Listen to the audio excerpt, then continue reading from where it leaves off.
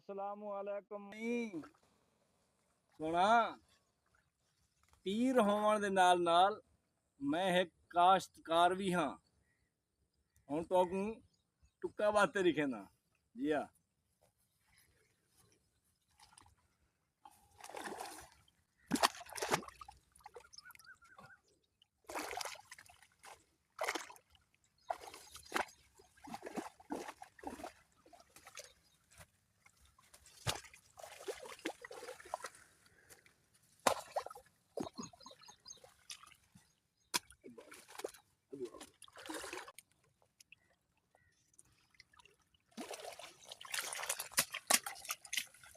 ਠੀਕ ਹੈ ਜੀ।